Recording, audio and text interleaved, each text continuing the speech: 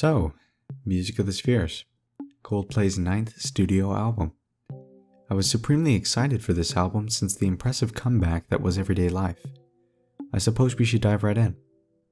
The album kicks off with one of many decent but pretty unmemorable ambient tracks, leading into what is probably their most underwhelming lead single to date, Higher Power. It's a pretty low-key track that doesn't really gain much from repeated listens. Humankind thankfully takes a more interesting direction, however. The last line of the chorus, "From another planet, still they call us humankind," seems like a pretty eye-rolling attempt to recapture the anthemic lyrics from a certain other Coldplay sci-fi concept album, and the intro riff after the drumming was pretty gross too. That being said, much of the rest of the song earned some respect for me for the engrossing percussion throughout, and the drum roll during the chorus, in addition to Chris's earwormy little falsetto, are both pretty delightful. The energy is completely lost after this is followed by the tedious Let Somebody Go, a pretty dull track that barely progresses in any meaningful way. Selena Gomez also adds nothing, and despite sounding tired and out of it the entire track, still manages to be a grating presence, so at least there's that. This is followed by another pretty bland track, one that is interesting sonically, at least, and that it sort of just kind of sounds like Bon Iver, but also delivers pretty much nothing of note to come back to. This sore point of the album is continued into People of the Pride, where Coldplay is now seemingly emulating Muse in the worst possible way.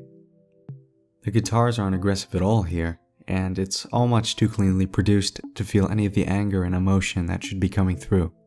Instead, it is replaced by empty bombast, similar to what you might hear from Imagine Dragons. As pointless and tired as Beautiful is, it's at least a respite from a pretty bad stretch of songs, and I actually kind of like the vocal effect at the beginning. Though, like much of the record, it's worn on me.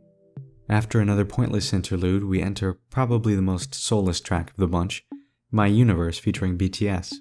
While I like the vocal performance when Chris says "put you first" on the chorus, and the ending is an interesting, albeit flavorless change of pace, the song itself is just in one ear, out the other with me.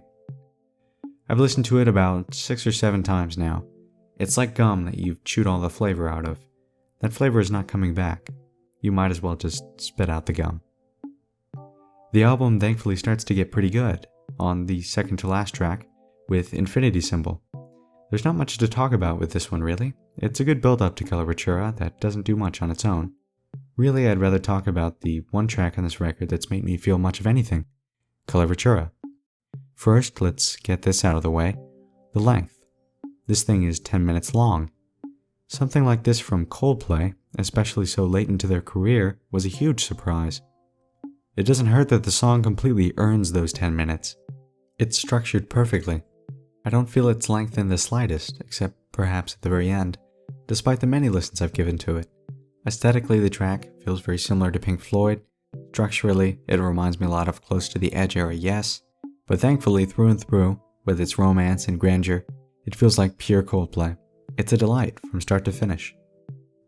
The same, unfortunately, cannot be said for the rest of this album. As a Coldplay fan, it breaks my heart to say this, but this record really sucks. With exception to the last track, there's no point on the entire record where I genuinely felt that they were looking to make art. Which on its own isn't too bad, but couple that with my impression that the songs were mostly terrible, and you'll see where I'm coming from here. I was so excited for this too, with the solid comeback that was Everyday Life. I tell you, it gets harder and harder to be a Coldplay fan. This was their first record that I actually felt embarrassed to play around people. I'm feeling a 30 on this thing. Without Coloratura, it'd be a 15.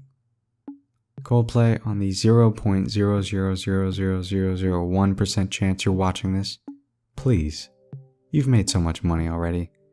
I beg of you, stop compromising and make your music art again.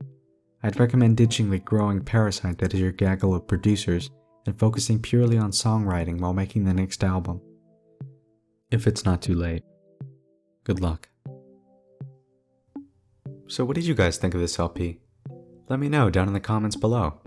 If there are any records you'd like to see reviewed by me, feel free to ask. And if you like this content, consider subscribing and hitting that bell for more of it. In any case, thanks for your time, and have a great day.